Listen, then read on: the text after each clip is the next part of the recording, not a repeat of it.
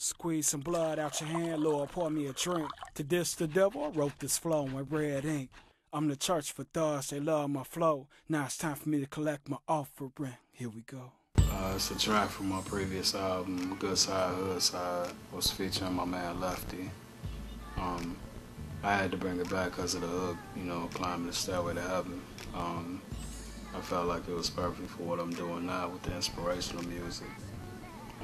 It's just a song about a kid growing up in the hood, you know, hustling and changing his life to God. You know, it's just my story about things that I used to do and what led up to what I do now. Mercy, mercy, mercy, mercy, mercy. Mercy, mercy, mercy, mercy, mercy. What inspired the lyrics is a true story. It happened to me back in the day when I was young. You know, it was a situation where when I recorded it, it was just my way of confessing my sins to God.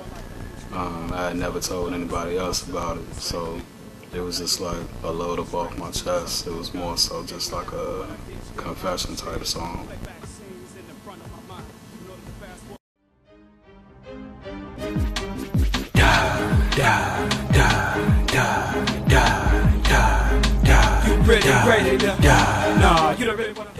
The single Die, because it is. I mean, it's dedicated to the streets. Like, it's a lot of artists out here that's making music, but they music more so, as far as gospel inspirational artists, they just rapping towards church people. Nothing is wrong with that, but that's not what I'm about. My music is more so dedicated to the ones who really need to hear it. My mission is to have the streets listening. So I can't have them listening if I don't come across in the way that they're going to respect and honor. That song and the lyrics and the beat are more hood with it because I'm trying to approach an audience of thugs. So they listen to it, they identify with it because I'm talking real talk and I'm talking their language.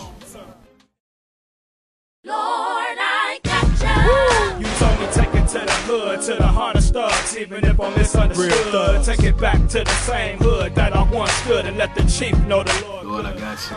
The Tripped Out thing, I was on MySpace. And I ran across Marquita Squanias, that's who's singing on the background. Real powerful gospel singer. We actually real good friends now. And it's funny because, man, MySpace is good for like networking and finding people in your area that's artists to get down with if you're trying to find somebody to network with. So that's how that situation came back. She killed that for me. God, I need to talk to you for a minute, Lord. I need a minute of your time.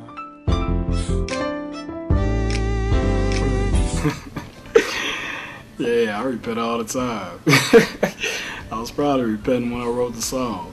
Nah, real talk though, yeah, it definitely was definitely from my own experience.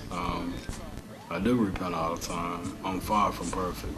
And I make sure I come across that way on all my songs so I don't make it seem like I'm this big angel, because I'm not, you know. And I also wanted to make a way where a thug who really doesn't know how to talk to God would see an easier way that they can repent for their sins and, you know, start all over again.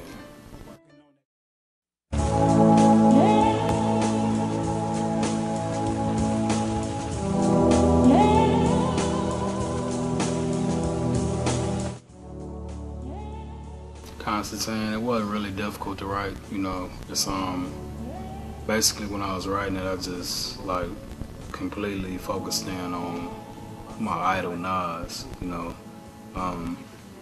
When I was writing it, I was more so like, I wonder how Nas would put it down if this was him on this track. It's crazy because it's like I zoned out. I didn't, it's like I drew a picture of me fighting with the devil, and it was more so just about the lyrics. Like, at the end of that song, I wanted you to be able to say, yo, that cat really, really put it down. You You know, you either gonna respect my lyrical ability or you gonna respect my wordplay by the end of that song.